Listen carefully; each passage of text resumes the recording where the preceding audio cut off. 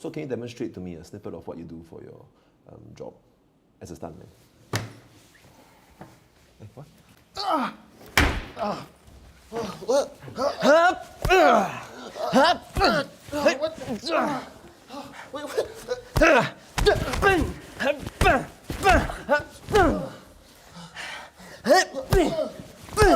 My name is Alistair, and I'm an owner of a company that is definitely surviving well.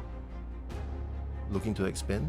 I'm interviewing entrepreneurial individuals who have managed to escape the rat race and carve their own career path. To see if they have the next big thing, and if their big thing fits in me. This is You Did What? My name is Peps. I'm an action designer and a stunt coordinator.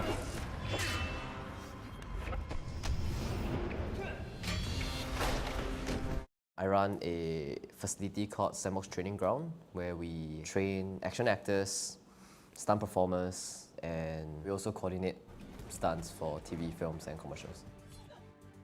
If let's say I owe quite a lot of people money, okay, and I buy myself insurance, and I try to injure myself during the stunt for an insurance payout, how much would you say I can get? Actually no, that's not how Singapore insurance works. You get covered for your medical, that's it. So there's no... No.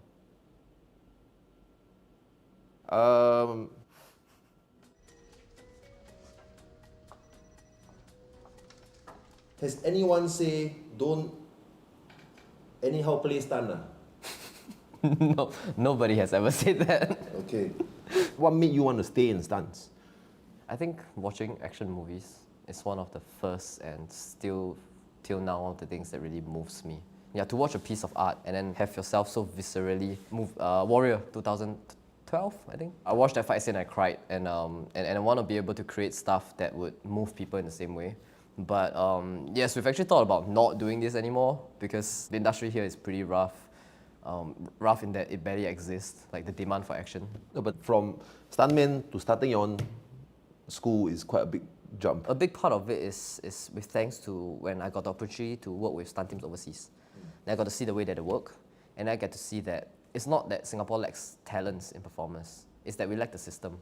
So the idea was that I wanted to bring the system here to introduce and to educate and to also provide the training to the performers that I wish I received earlier in the day. So it's just kind of a combination of these desires to make it more likely than not that in the next 10 years that we can produce good action. So what makes you persist? It's not always just who is good or who's the best, but who is left. The ones who persevere and endure and keep going. Because it is just in general life that persistently tries to take you away from what you love to do, right? So those of us that stayed and got good are those that deeply loves the training and the grind of it, so that even when those bright spots comes few and far between, it doesn't affect how much they enjoy being in this stunt for. So are you saying a good stuntman lasts long? Ah, yes, that's true. Yes. Apart from the innuendo, it actually is true. Like, I've known stunt people who Rate of attrition, right? That's what they say. Yeah, correct. They take pride in getting injured and they don't last very long. It's like you need to know where your limits are. Then if you're good at what you do, you can keep doing it well into your 50s. With how difficult the industry is and with how everything is going, where do you see yourself specifically in 5 years?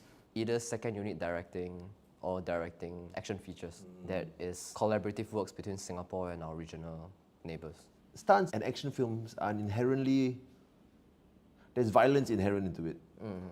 Would you say you're a violent person? I was definitely a pretty angry child, and I find it a miracle that I have not ended up in prison in my time in NS, because I spend my days fantasizing about creative ways to kill them with cleaning products. And I think that's where a lot of my inspirations come from sometimes. There's not much stunts in cleaning products, I feel. No, you can kill someone really creatively with a broom. You ride a motorcycle? Do I ride a motorcycle? Broom, broom. Nice. Thank you. Thank you. So can you demonstrate to me a snippet of what you do for your job as a stuntman? Hey, what?